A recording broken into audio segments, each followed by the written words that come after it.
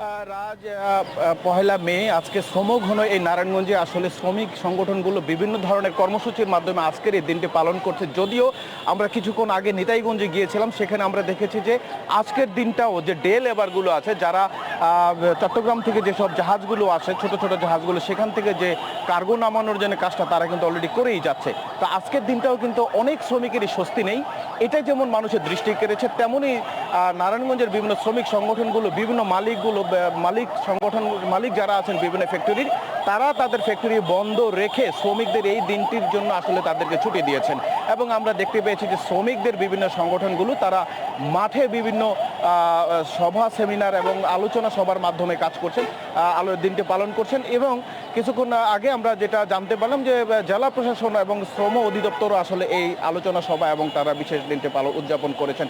পাশাপাশি শ্রমিকদের যে বড় সংগঠন আছে নারায়ণগঞ্জের, যে কায়সার আহমেদ পলাশ আছেন, যিনি শ্রমিক সংগঠনের নেতা, কেন্দ্রীয় শ্রমিক সংগঠনের নেতা, উনি আসলে র্যালি বের করছেন কিছুক্ষণ আগে, এবং এই র্যালি শহর প্রদক্ষিণ করে শহর এবং তার আলোচনা সভার মাধ্যমে শেষ হয়েছে।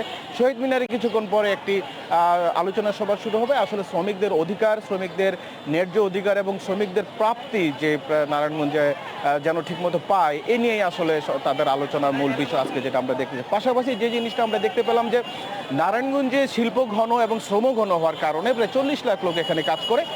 এখানে যে শ্রমিকরা আছেন তারা যেন তাদের গার্মেন্টস মালিক থেকে প্রাপ্যটুকু ঠিকমতো পায়, সেজন্য আসলে তারা আলোচনা সবাই এই ধরনের কথাই বেড়েই আসছে যে অনেক শ্রমিক সংগঠনগুলো, শ্রমিকরা আসলে ঠিকমতো পাচ্ছে না তাদের ন্যায্য অধিকার, সেজন্য তারা মনক্ষুণ্ণ এবং উম্মা প্রকাশ করেছেন আজকের এই দিনটিতে।